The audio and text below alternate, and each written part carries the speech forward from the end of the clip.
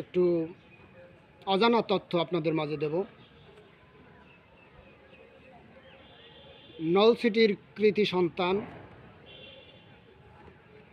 আলহাজ হজরত মাওলানা হাদি হুজুরের ছেলে ওসমান বিন হাদি এই নেসারাবাদে লেখাপড়া করেছেন। 2000 সালে ভর্তি হয়েছেন 4th শ্রেণী এবং আলিম পাশ করে তিনি ঢাকা বিশ্ববিদ্যালয়ে চলে যান। আমি তখন শিক্ষক ছিলাম।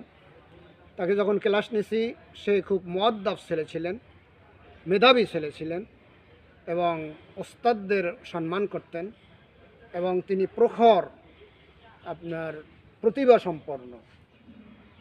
যখন কোনো বক্তৃতা দিতেন ক্যাম্পাস কেঁপে উঠত। যাই হোক, দিয়ে আমি যাব না। আমি যেটা বলতে চাচ্ছি সেটা হলো অজানা কিছু তথ্য আপনাদের মাঝে দেব। ওসমান বিন হাদির আব্বা আলহাজ হজরত মাওলানা হাদি হুজুর নলছিটি, তিনি হজরত কায়েদ সাহেব হুজুর, সর্বজন শ্রদ্ধেয় হজরত কায়েদ সাহেব হুজুরকে দাওয়াত দিতেন। আমিও তার সাথে ছিলাম। দাওয়াত দিতেন এই বলে, ওই নলছিটিতে বট গাছে সেজদা দিত, তেঁতুল গাছে সেজদা দিত। আমাদেরকে মাহফিলের কথা বলে সেখানে নিতেন।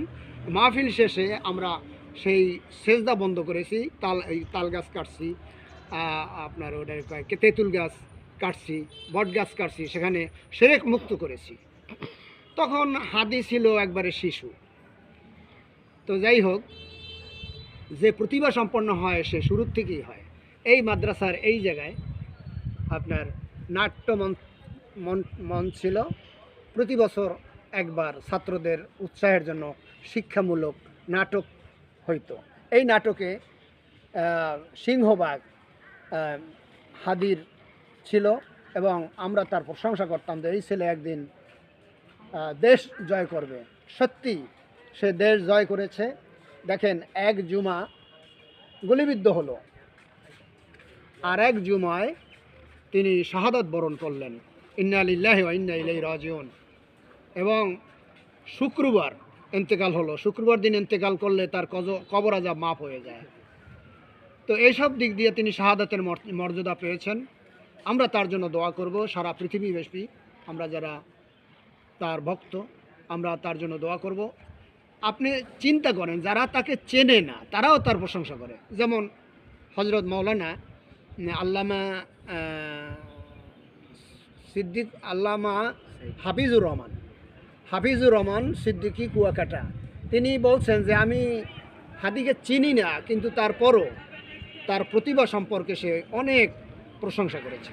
এভাবে করে তার ইন্তেকালের পরে সারা বিশ্বে কেমন যেন কোটি কোটি লোকে তার প্রশংসা করতেছে। এটা একটা আশ্চর্যজনক কথা।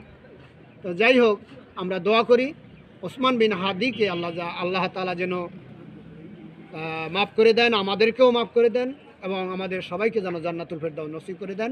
আমিন। আসসালামু আলাইকুম ওয়া রাহমাতুল্লাহ।